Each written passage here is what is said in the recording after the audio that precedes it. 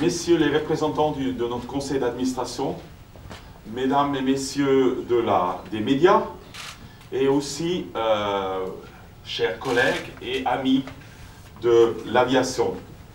Alors avant de rentrer, j'aimerais peut-être juste m'attarder 2 secondes sur le fait que depuis maintenant la fin de l'année, nous avons finalement pu compléter notre équipe et nous sommes maintenant vraiment préparés aussi organisationnellement pour nous attaquer aux défis qui vont venir, et je vais vous en montrer quelques-uns, même si je vais me concentrer quand même sur l'année écoulée 2018. Les membres de la direction, permettez-moi juste vite de passer en revue. Nous avons ici présent d'ailleurs aussi, et pour ceux qui s'intéressent, M. Giovanni Russo, notre directeur des opérations, M. Pierre Gémin, notre directeur commercial et développement, Mme Aline Vaglio, directrice des finances, aussi présent, et Mme Jessica Silbernon, directrice des ressources humaines, et ont d'ailleurs malheureusement pas pu venir Messieurs Gentile, directeur des technologies, et Monsieur Philippe Moraga, directeur des infrastructures. Naturellement, nous sommes aussi ici en présence de notre plus autant nouvelle chef de communication, Madame Madeleine von Holtzen, et Madame Christine Wittmann, qui n'est malheureusement pas non plus là, nous accompagne en tant que secrétaire générale. Et aussi, voilà, ça c'est l'équipe qui va devoir gérer les années à venir, pas seulement qui a aidé à mettre en œuvre l'accord autour de la fiche PSIA, mais va devoir maintenant gérer ce qui en découle et qu'est-ce qu'on en fait. Mais avant ça, faisons un petit tour sur l'année 2018. Si nous regardons ça en grande ligne, nous voyons bien que nous avons eu une croissance nettement moins prononcée pour le nombre de passagers. Nous avons cru de 2% à 17,7 millions, et je vais y revenir. Par contre, en parallèle, nous avons décru, c'est-à-dire nous avons une réduction de mouvement, et je vais essayer de vous expliquer un peu les mécanismes qui se cachent derrière. Nous avons aussi vu une augmentation de 5,1% du chiffre d'affaires, ce qui montre aussi une belle résilience de Genève Aéroport, même dans un monde où la croissance des passagers n'est plus aussi importante que dans les années à passer. Et finalement, point aussi très important, nous avons pu consentir cette année plus que 151 millions de francs dans nos investissements. Il est d'ailleurs une découverte que j'ai pu faire moi-même. Finalement, un aéroport, même si pour le public qui s'en occupe de faire s'envoler et atterrir des avions, finalement, notre préoccupation principale, c'est de développer des infrastructures pour permettre tout ça. Et on est très content d'avoir pu atteindre un niveau historique d'investissement, si on exclut des achats de bâtiments qu'on a pu consentir dans le passé, ce qui montre qu'on est sur la bonne lignée pour justement arriver à continuer de soutenir la mue qu'on a commencé maintenant depuis quelques années, qui doit nous amener des infrastructures pour les 20 à 30 années à venir. Alors, comme toujours, quand vous lirez notre rapport annuel, nous avons essayé d'en mettre un fil rouge. En 2016, nous avons mis nos objectifs stratégiques en fil rouge. En 2017, les valeurs que nous avons définies ensemble avec nos collaborateurs. Et cette année, nous allons nous attarder pour vous montrer la diversité, qui est d'ailleurs une de nos valeurs, avec les 200 métiers, avec quelques extraits des 200 métiers que nous avons sur notre plateforme, mais aussi en mettant en avant notre effort pour favoriser la formation donnée par Genève Aéroport. Nous montrons ici un contrôleur des aires de trafic, un sapeur-pompier professionnel, un apprenti installateur électricien, un agent sûreté spécialisé et finalement une apprentie mécanicien en maintenance véhicules lourds. Et ça vous donne déjà, avec ces 5 exemples, un peu l'étendue des différents métiers que nous trouvons et la diversité. Et c'est clair aussi, c'est en lien avec notre objectif stratégique qui consiste à aller de l'avant, de développer les compétences au sein de Genève Aéroport, mais, comme je l'ai dit aussi, est en lien direct avec notre valeur diversité. Mais laissez-moi maintenant venir sur le premier volet, c'est les finances. Nous avons fini l'année 2018 avec un chiffre d'affaires de 490 millions de francs, qui est une augmentation de 5,1%, et qui nous permet de dégager un bénéfice net de 85,1 millions qui est en croissance comparée avec l'année passée de 7,9%. Comme je l'ai déjà dit, comme vous voyez que quelque part, nous avons une croissance moindre des passagers, nous avons eu cette année 2%, l'année passée, c'était 2017, c'était encore 4,95%, et les années avant, on était autour de 4,5 et 5%, et on a aussi vu un recul de mouvements d'avion, qui sont une deuxième source de nos redevances aéroportuaires. On peut dire que ce résultat est vraiment une démonstration de notre bonne capacité de résilience malgré un ralentissement de la croissance du trafic passager. Et ceci est très important parce que Genève Aéroport a atteint pour ses destinations européennes, qui représentent quand même à peu près 90%, un niveau de maturité important. On a une très très bonne connectivité qui veut dire que la croissance va se limiter à la croissance intrinsèque des besoins économiques, mais aussi de la Genève internationale et de la société, et ne va plus être alimentée par une augmentation importante de nouvelles offres, c'est-à-dire de nouvelles destinations. Et là, c'est très important pour justement répondre à un de nos objectifs stratégiques, qui est la pérennité financière, que justement nous étions capables de nous réorganiser ou réarticuler d'une manière qui permet de justement tenir compte de cette baisse de revenus sans pour autant perdre notre pérennité financière. Si on va un peu plus précis, comme j'ai dit, on a comme chiffre clé le chiffre d'affaires que j'ai déjà mentionné. Nous avons un EBITDA de 170 millions qui a légèrement baissé, et finalement ça s'explique par deux événements, je dirais, exceptionnels. D'un côté, nous avons pu liquider notre participation ou finir payer notre participation au lac stratégique de réseau. Pour ceux qui ne savent pas de quoi on parle là, c'est d'abord l'enfouissement d'une ligne à haute tension qui suit l'autoroute juste en face de l'aéroport, et deuxièmement, c'est la ligne justement de l'eau pompée du lac venant pour Génilac, qui est justement aussi une de nos points stratégiques. Et deuxièmement, on a augmenté notre provision pour indemnité pour les riverains, qui suit encore la définition d'une courbe de bruit en 2009, qui est due à un jugement du tribunal fédéral qui a pris une décision un peu en défaveur pour Genève Aéroport par rapport aux dates de prescription. Il n'y a encore aucune décision définitive, mais ça nous a amené aussi d'augmenter la provision. L'ASR représente 10,6 millions et l'augmentation de la provision 2,5 millions. Et finalement, nous avons vu en 2018, c'était aussi un peu partie de nos efforts de fluidifier notre capacité de gérer le contrôle sûreté, qui était un vrai problème en 2016 et tôt 2017. Mais ça s'est accompagné par un investissement plus important dans les forces de sûreté, et que, comme je vais vous le montrer un peu plus tard, nous pouvons maintenant mieux gérer en ayant l'arrivée de nouvelles lignes de contrôle-sûreté qu'on appelle T1 Boosted, qui permet justement un plus grand débit avec le même nombre de gens qu'on a eu avec nos lignes. Mais néanmoins, nous avons un EBITDA, si j'enlève les événements exceptionnels, qui est presque stable. Le bénéfice net a augmenté. Et peut-être autre point important, c'est qu'on a aussi pu mettre de nouveau un montant très très important dans les investissements qui nous a permis de consentir ces plus que 151 millions d'investissements sans pour autant augmenter la dette. Voilà. Ça, c'est peut-être un peu les grands résultats. On voit aussi une progression positive du bénéfice net sur le chiffre d'affaires et clairement une augmentation considérable du cash flow d'investissement de 156%.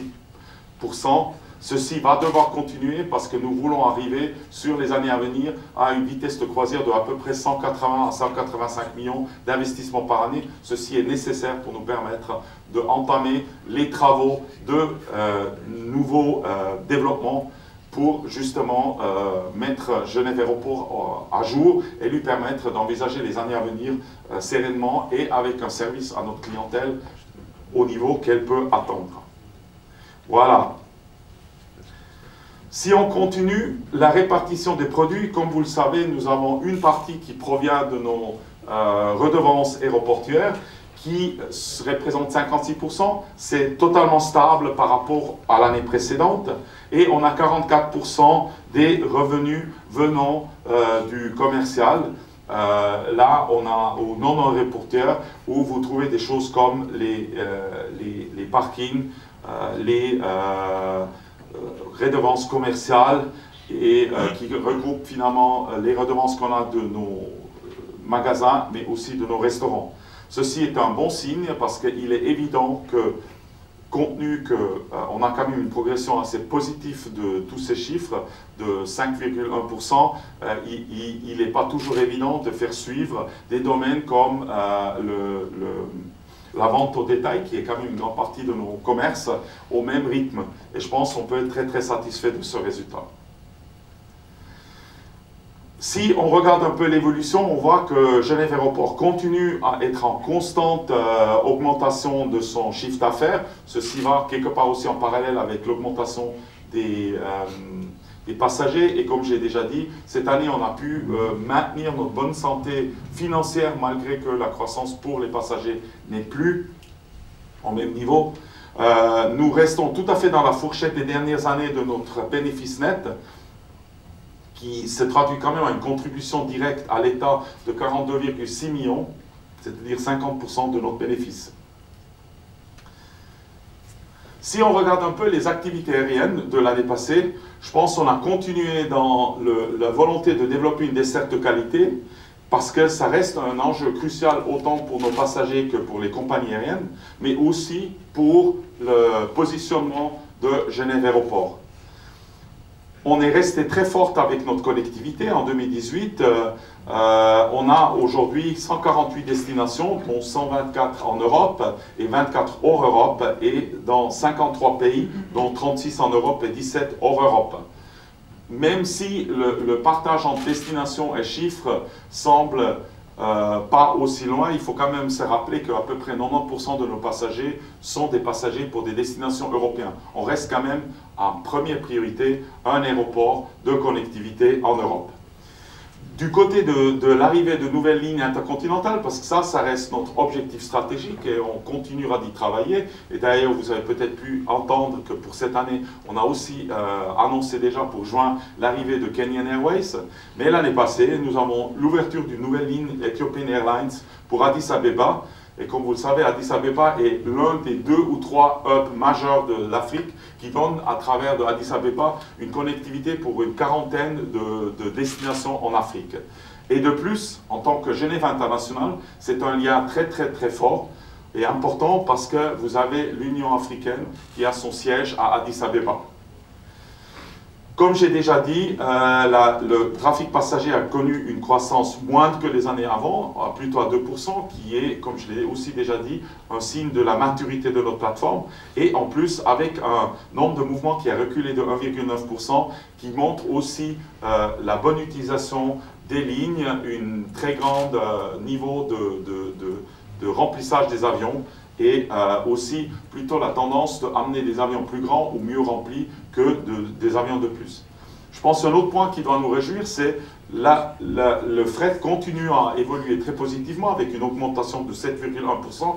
Ceci encore plus réjouissant en sachant que nous n'avons pas de vol spécifique fret à part pour les colis express comme FedEx ou DHL, et que finalement cette croissance se fait essentiellement par l'arrivée de nouvelles lignes intercontinentales. Et je pense que ça c'est quand même une évolution très positive, aussi une raison de plus pourquoi nous voulons, pas seulement pour les passagers mais aussi pour le fret, continuer d'étendre les connectivités intercontinentales. Si on regarde un peu plus précisément, on a passé de 17,14 à 17,47 en passagers. On voit clairement qu'on a une certaine de ligne, on a un certain affaissement du trafic charter. Par contre, on continue de voir une bonne évolution de l'aviation d'affaires qui est ici présentée entre autres dans autres trafic commercial. Et je pense que ça c'est très bien pour Genève Aéroport qui reste quand même encore 3e aéroport européen pour l'aviation d'affaires. De l'autre côté, on voit clairement que globalement le trafic a quand même baissé de presque 2%, ce qui est quand même un bon signe aussi dans les objectifs qu'on nous a donnés dans le cadre du PSIA que je vais y revenir. Si on met ça un peu en musique entre les augmentations des passagers qui sont les barres et une ligne qui est les mouvements, on voit quand même une évolution très très positive qui n'est pas que cette année mais qui s'est quelque part amorcée déjà depuis 2012 où on voit qu'on est resté pratiquement stable ou même un peu plus bas et on revient de plus en plus en arrière sur le nombre de mouvements sur les années. Ce n'est certainement pas une évolution qu'on peut maintenir à tout prix comme ça, mais néanmoins, ça nous met dans une position très favorable par rapport à certaines prévisions qu'on a pu voir dans le passé sur le nombre de mouvements sur les années à venir, parce que même si ça ne restera pas à une évolution continuellement zéro ou négatif, ce qu'on n'a pas eu en croissance les dernières années, on ne va pas les rattraper, mais alors on va rester en plus bas comparé avec ce qui est prévu. Ce qui est très bon aussi pour notre impact environnemental, surtout bruit, mais aussi CO2, sur les voisins. Là, vous voyez un peu l'évolution des passagers par mois, et on voit clairement que nous continuons d'avoir un pic très important entre février et mars, la saison de ski. Et de nouveau, dans les mois de l'été, nous avons un petit creux, mais qui tente plutôt de se refermer un peu les mois entre la saison de ski au printemps et l'été. Par contre, nous maintenons assez importantement un creux en novembre, où clairement on voit que l'afflux de passagers est nettement moindre. Autre point très important, c'est l'évolution du nombre de passagers par mouvement. Et là, j'aimerais juste attirer qu'on continue dans une progression très forte. On est passé de 118 passagers par mouvement à 123, ce qui est quand même une augmentation de à peu près 4%. Pardon, je dois trouver le bon chiffre, voilà, 4,2%. Et si je regarde sur les dernières 5 ans, on est à une augmentation de 17,1%. Et si on regarde les derniers 10 ans, même à presque 40%. C'est vraiment une des spécificités de notre plateforme, surtout aussi en comparaison avec le fait que nous avons une connectivité très élevée en Europe et où quand même aussi économiquement pour une compagnie aérienne, il est plus intéressant d'amener plus de passagers dans un avion ou de mettre des avions plus grands que d'ajouter des mouvements, surtout aussi dans un ciel européen qu'on connaît tous et qu'on en souffre tous, très surchargé, qui induit quand même beaucoup de retard. Alors, après avoir parlé un peu de l'évolution positive de l'aéroport avec quand même une réduction de la pression sur l'augmentation des mouvements, j'aimerais aussi un peu parler sur la distribution par classe de bruit. Parce que ça, c'est un autre volet très important qui fait partie aussi des actions qu'on doit prendre dans le cadre du PSIA. Et là, on voit que cette année, on était à presque 14% d'avions de la classe bruit 5, c'est les avions les moins bruyants. Pour vous donner un exemple, c'est les bombardiers qui s'appellent maintenant Airbus 220, c'est les Neo, c'est un certain nombre d'avions comme ça. Et quand on regarde un peu globalement, ben, on voit quand même que cette année, on a augmenté, entre 2017 et 2018, la présence des avions les moins bruyants a augmenté quand même de 38%. Et finalement, globalement, on est quand même à 89% de nos avions, presque 90%, qui sont des classes de bruit 4 ou 5, c'est-à-dire les moins bruyants qu'on peut utiliser. Et je vais y revenir quand je parlerai du PSIA. Quelles sont les mesures qu'on va faire pour continuer d'accélérer ce mouvement? Voilà. Après, juste sur le fret, je dirais, il est aussi très favorable de voir, et on peut même voir que quelque part, parce que dans notre fret, on n'a pas que le fret qui part en avion, mais aussi du fret qui est finalement camionné d'ici. Et on voit bien que l'évolution est beaucoup plus forte sur le côté, je dirais, avionné, que du côté avec 7,3%, que du côté camionné qui est que à 5,5%.